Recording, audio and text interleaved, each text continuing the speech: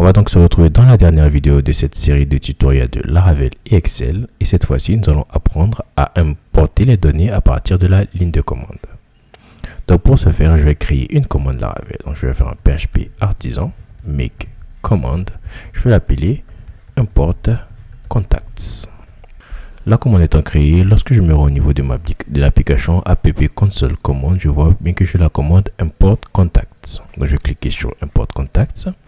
Je vais à ce niveau pour la signature. Je veux une signature de import contacts. Ensuite, au niveau de la description, je vais mettre commande pour importer les contacts à partir de la CLI. Voilà.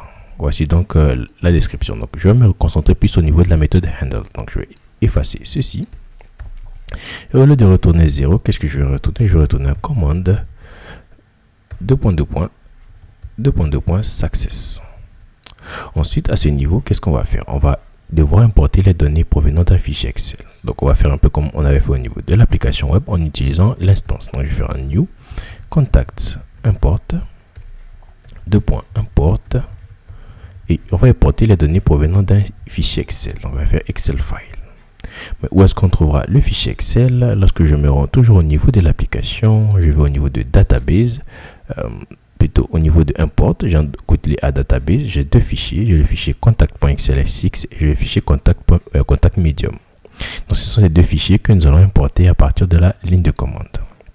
Moi je vais à ce niveau, je vais dire Excel file et je vais dire OK, on va le trouver au niveau de base path et on va aller au niveau du dossier import et on ira dans le contacts.xlsx. Voilà, voici donc comment est-ce qu'on pourra importer le fichier. Donc on donne le chemin du fichier au niveau de la méthode import.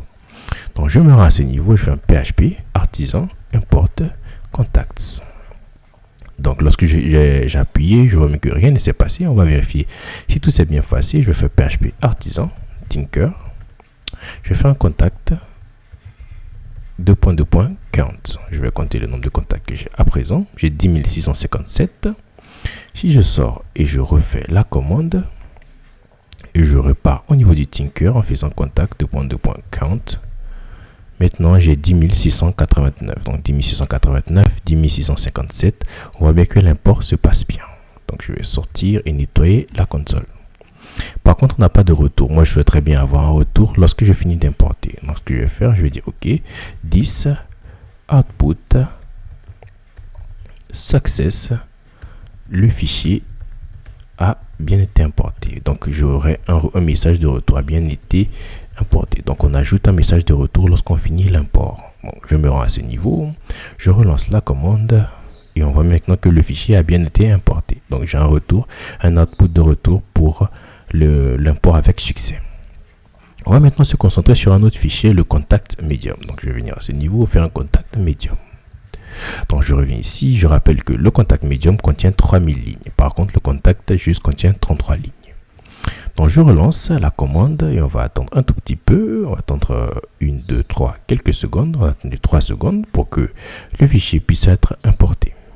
Par contre, on a bien vu qu'il y avait eu un petit temps d'attente où on ne savait pas si le fichier était importé ou pas. Moi, je souhaiterais peut-être avoir une progress bar pour me dire qu'on est à 10, 15, 20, 30, 50%. La librairie a mis à notre disposition une interface pour ce fait. Donc, lorsque je me rends au niveau de contacts import, je vais implémenter une autre interface que j'ai appelée with progress bar. Donc, lorsque j'implémente cette interface, je peux venir à ce niveau et dire à l'instance d'utiliser la méthode with output et d'utiliser this output et de chaîner avec la méthode import. Donc lorsque je fais ceci, je reviens à ce niveau, je vais nettoyer la console et je vais relancer. On voit maintenant que j'ai un retour visuel de la progression. Donc on a été à 10, 15, 20 jusqu'à ce qu'on soit à 100% et j'ai importé 5000 lignes. On n'était pas à 3000, mais 5000 lignes. Donc on va dire que c'est la fin de cette série de tutoriels avec Laravel et Excel.